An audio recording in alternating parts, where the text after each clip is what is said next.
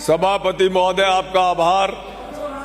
अरे आपकी आवाज वैसे माइक पे ही नहीं आती तो वैसे क्या आएगी बेटा? जो आप चिकित्सा एवं स्वास्थ्य, माइक पे सुनने में नहीं आती उनकी आवाज। मेरा समय समाप्त होता जा रहा है साहब, ये जीरो से करो इसको। चिकित्सा एवं स्वास्थ्य, ये दो शब्द ऐसे शब्द हैं जिनके अंदर संवेदनशीलता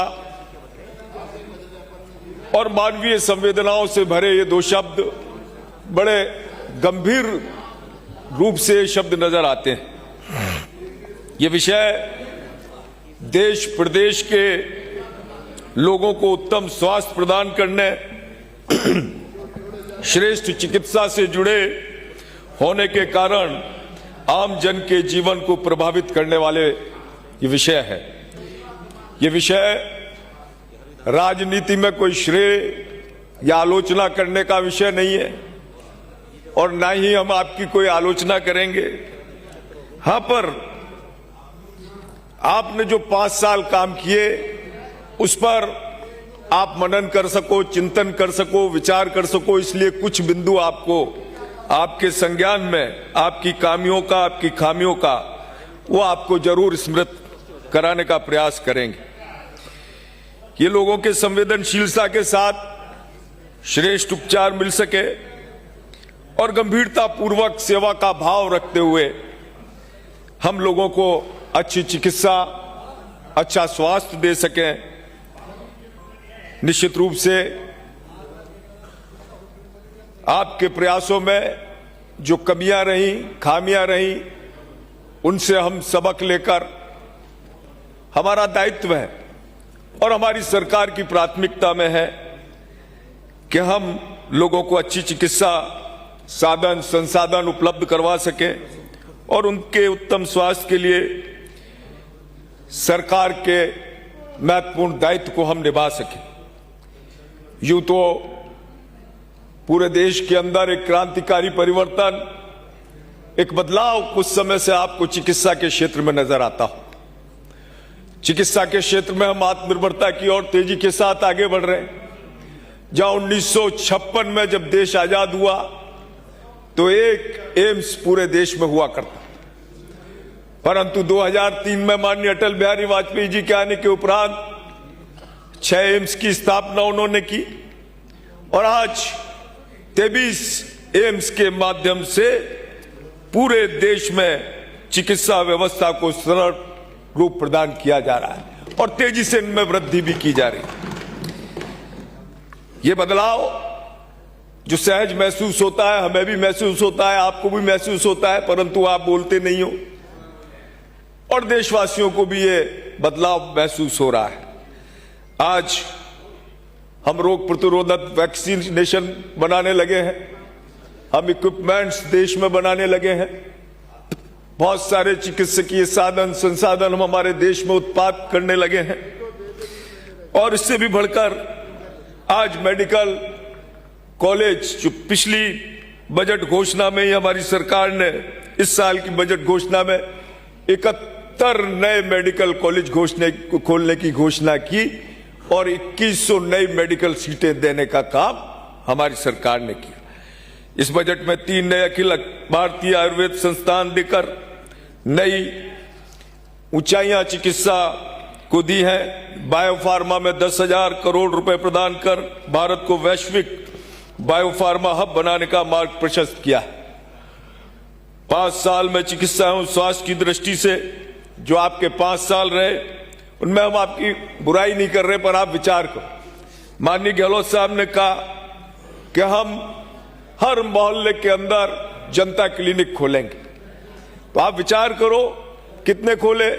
मेरी संज्ञान में 35 मोहल्ला क्लिनिक आप खोल पाए, 15 खोले थे, 15-25 कम कर दो, ये आप खोल पाए। आपने साहब राजस्थान के इंफ्रास्ट्रक्चर में क्या कोई काम किया हो तो बताना, कोई बोले तो बताना कि हमने ये इंफ्रास्ट्रक्चर में काम किया, कोई पद बढ़ाए हो तो वो बताना।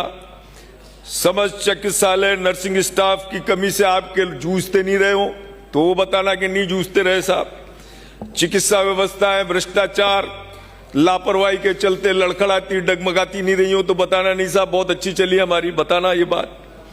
जेके लॉन के अंदर चिकित्सालय में ये बैठे हुए हैं आदरणीय धारीवाल साहब, 100 नवजात शिशु निरीह शिशु अकाल काल के ग्रास में चले गए। नहीं गए हो तो बताना नहीं गए। 100 बच्चे। राइट टू हेल्थ का आप कानून ले आए, क्या किया साहब लाकर? आपने कहा हम निरोगी राजस्थान बनाएंगे। कैसा निरोगी राजस्थान बनाया? प्राइवेट चिकित्सालयों को अपने निरोगी राजस्थान का दायित्व सौंप दिया, भाई निरोगी राजस्थान बनाओ। क्या हुआ? डॉक्टर हड़ताल पे आ गए। वो तो कह रहे नहीं बोलू, सारे प्राइवेट चिकित्सालय हड़ताल पे आ गए, चिकित्सक हड़ताल पे आ गए। हाहाकार मच गया, लोग बाग बीमार लोग बेचारे रास्ते में दम तोड़ते हुए नजर आए। आपने किस ना कोई आपका विजन ना व्यवस्था, आधा अधूरा जल्दबाजी में ऐसा कानून लाने की तैयारी जिससे पूरे राजस्थान की चिकित्सक व्यवस्थाएं ठप कर दी।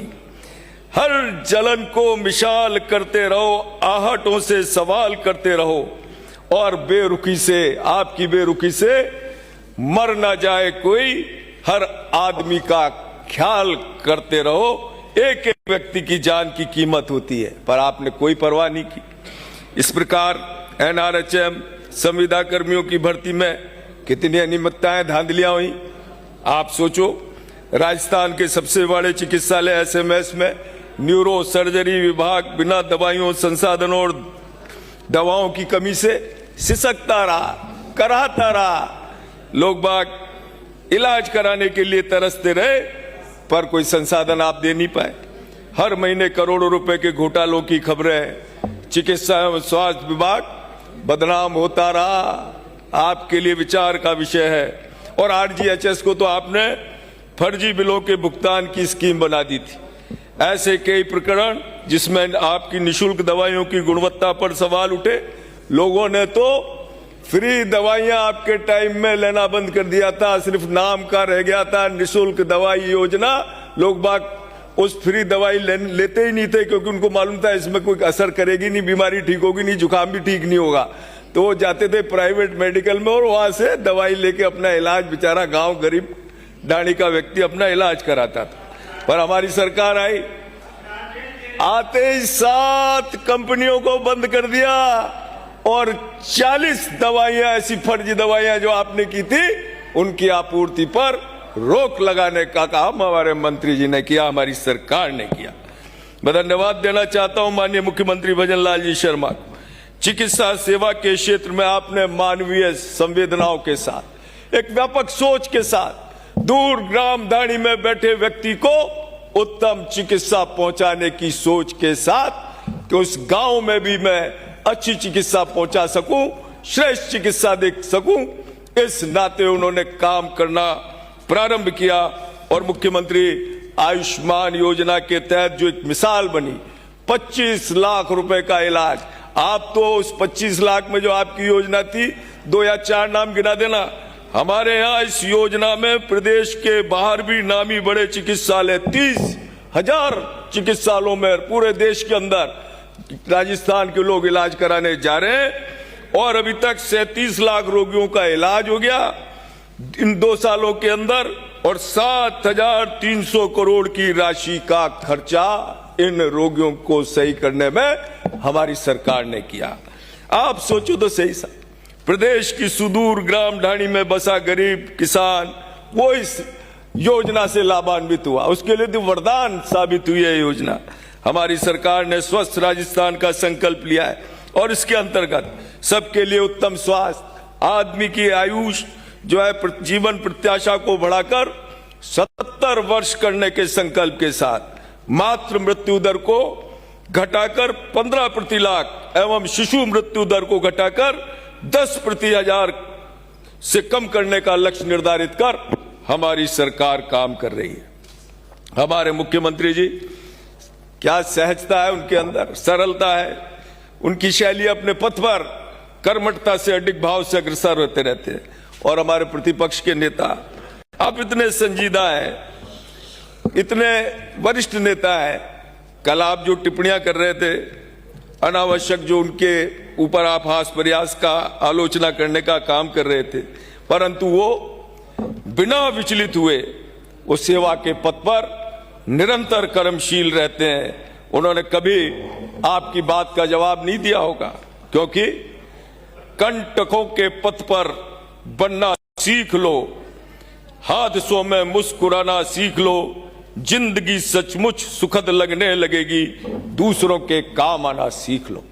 तो यदि आप दूसरों के काम आओगे, और हमने कभी आपके मुख्यमंत्री जी के ऊपर कोई टीका टिप्पणी करी हो, बताओ, उनकी भाषा उनको ही समझ में नहीं आती होगी, आपने समझ, कसम खा के बता देना आप उनकी पूरी बात समझ जाते हो, तो पर हम कभी कहते हैं क्या?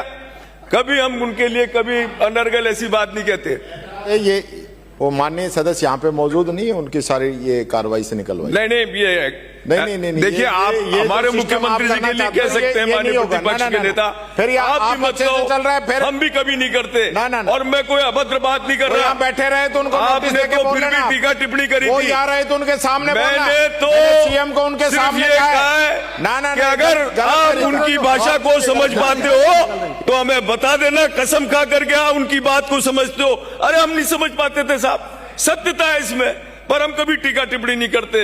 वो हमारे मुख्यमंत्री थे और आज भी पूर्व मुख्यमंत्री हैं, हम नहीं करते, और हम आपसे भी अपेक्षा नहीं करते कि आप हमारे नेताओं के लिए कोई टीका टिप्पणी इस प्रकार की करो। बिराजो, आप आपस में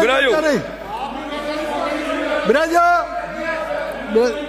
आप कोई सरकार पर आरोप लगा नहीं पाते। बिराजिए,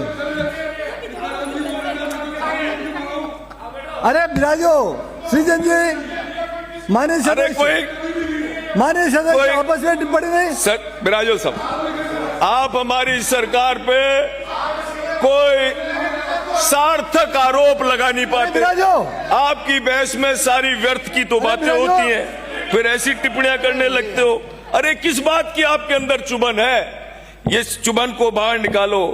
आप अपने मन में लोगों के दुख को दूर करने का भाव रखोगे तो निश्चित रूप से आपके मन की चुभन निकलेगी। और इस बात पर एक बात बता रहा हूं आपको, गम की आंच में आंसू उबाल कर तो देखो, चढ़ेगा सेवा का रंग किसी पर डाल कर तो देखो, तुम्हारे दिल की चुभन कम जरूर होगी, किसी के पांव का कांटा निकाल कर तो देखो। तो निश्चित रूप से सेवा करो, हमारे मुख्यमंत्री जी करते हैं। अभी गोपाल जी बता रहे थे, कालीचरण जी बता रहे थे, रात 1-1 बजे तक ऐसे में इसमें कभी आप सोच नहीं सकते।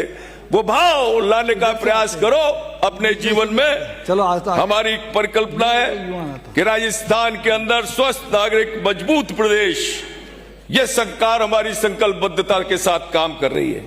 आपात स्थिति में आम व्यक्ति की शीघ्र चिकित्सा के लिए राज्य सुरक्षा, critical command centre, live consultation आदि आधुनिक चिकित्सा का विस्तार, CSC, ECG, टेली ECG, थर्मोबुलेसिस की सुविधाएं आमजन के लिए प्रारंभ, असहाय विमंदित लावारिस रोगियों के उपचार हेतु मां एवं निरोगी राजस्थान के तहत जिनका कोई सुनने वाला नहीं, उनके लिए मां में इलाज होगा और निरोगी राजस्थान के अंदर उनके लिए निःशुल्क रूप से उनका उपचार होगा। माननीय मुख्यमंत्री जी का आभार व्यक्त करना चाहूंगा। उनके मन में, उनके जहन में ये विचार आया, उनके मन में, उनके जहन में ये विचार आया कि वो परिजन, वो मरीज जो इलाज कराने आता है, उसका परिजन कड़कती धूप में, कड़कती सर्दी में, बरसती बरसात में, वो परिजन कहां सहारा लेता होगा, कहां सोता होगा। 500 करोड़ रुपए की लागत से अत्याधुनिक विश्राम गृह में उनके ठहरने की व्यवस्था, रहने की व्यवस्था, नहाने की व्यवस्था और अटल फूड कोर्ट के अंदर उनके स्वास्थ्यप्रद भोजन की व्यवस्था। ऐसा विचार आपके मन में क्यों नहीं आया? हमारे मुख्यमंत्री जी ने भाव लेकर एक काम प्रारंभ किया और आप लोगों के लिए भी कई सारी व्यवस्था दी है। मानसिक स्वास्थ्य केंद्र भी दिया है। शिक्षण संस्थान में मानसिक स्वास्थ्य अभियान की शुरुआत, राष्ट्रीय सुरक्षा योजना के तहत पीड़ित को तत्काल उपचार, रिजर्व चिकित्सक, ऑनलाइन परामर्श, trade nursing staff, paramedical staff, ambulance की तैनाती, ट्रॉमा सेंटर्स, ये सब निरंतर वर्तमान में हमारी सरकार काम कर रही है। मैं अपने कोटा शहर की बात करूं, माननीय धारीवाल साहब बैठे हैं, कोटा शहर पे आना बहुत जरूरी है।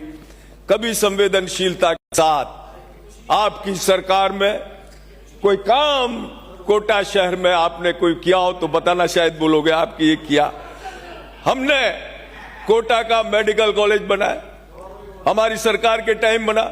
वहां पर कैथ लैब की स्थापना, सुपर स्पेशलिटी विंग 150 करोड़ की लागत से, किडनी ट्रांसप्लांट का जो हमारे समय, उसके अलावा द्वितीय तल का निर्माण का कार्य हमारे समय, MRI कैंसर स्तन महिलाओं के लिए वो हमारे समय, मेडिकल कॉलेज में जो सीटों का विस्तार का काम से लेकर बेड क्षमता बढ़ाने का काम भारतीय जनता पार्टी की सरकार ने किया।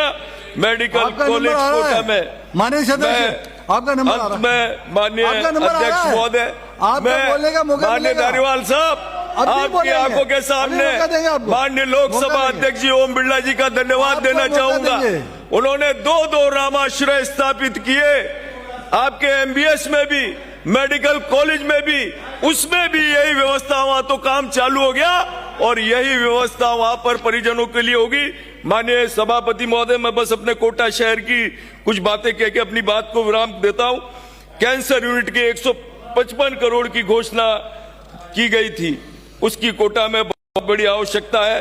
और मैंने भी माननीय चिकित्सा मंत्री जी बार जो फाइनेंस सेक्रेटरी साहब हैं उनसे कहा है, इसलिए इसके तुरंत जो है फाइनेंस स्वीकृति निकालकर इसका काम प्रारंभ किया जाए। इसके अतिरिक्त कोटा शहर के चिकित्सा तंत्र को सुदृढ़ करने के लिए जो हमारी आवश्यकता है वो मैं तुरंत बता देता हूं आपको। कोटा मेडिकल कॉलेज कैंपस में एक मल्टी लेवल पार्किंग की आवश्यकता है। कोटा मेडिकल कॉलेज कैंपस में इंटरवेंशन रेडियोलॉजिकल स्वीट की आवश्यकता है। कोटा मेडिकल कॉलेज कैंपस में हरितमा पट्टी के लिए 5 करोड़। राजकीय मेडिकल कॉलेज कोटा में टर्नकी बेसिस पर बाई प्लानर इंटरवेंशनल, अरे इसलिए क्योंकि कोटा शहर को हम चिकित्सा के रूप में आत्मनिर्भर बनाना चाहते हैं। ऐसे में इसमें अतिरिक्त भार नहीं पड़े, ये हमारा प्रयास है। धारीवाल जी का रहा हो नहीं रहा हो, लेकिन हमारा प्रयास है कि हमारे समय में हमारा कोटा शहर चिकित्सा के क्षेत्र में आत्मनिर्भर बनाएंगे। माननीय सभापति महोदय, बजट 2025-26 में मेडिकल कॉलेज कोटा में कैंसर यूनिट की घोषणा अभी स्वीकृति। कोटा के मेडिकल कॉलेज चिकित्सालय में मल्टी स्टोरी MBS चिकित्सालय कोटा में MRI व CT स्कैन स्थापित की जाए। प्राथमिक स्वास्थ्य केंद्र अनंतपुरा कोटा में कॉलेज में नवीन आयुर्वेद औषधालय की स्थापना। कोटा के नवीन चिकित्सालय एवं सुपर स्पेशलिटी चिकित्सालय में रोगी भार के अनुपात में रेडियोग्राफर संवर्ग पर्याप्त पद दिए जाए। कोटा मेडिकल कॉलेज चिकित्सालय का वर्तमान मुख्य मार्ग कोटा के शॉपिंग सेंटर चिकित्सालय को क्रमोन्नत किया जाए। शहरी स्वास्थ्य केंद्र विज्ञान नगर दादाबाड़ी एवं चिकित्सा कर्मी लगाकर इसका संचालन सुचारू रूप से हो सके। माननीय सभापति महोदय, कोटा शहर में ये सारे काम यदि माननीय हमारे रिप्लाई में माननीय चिकित्सा मंत्री जी इनको स्थान देंगे तो निश्चित रूप से हमारे माननीय धारीवाल जी भी प्रसन्न होंगे और वो भी आप भी मांगना, निश्चित रूप से हमारा कोटा शहर चिकित्सा के रूप में आत्मनिर्भर हो। बहुत बहुत धन्यवाद।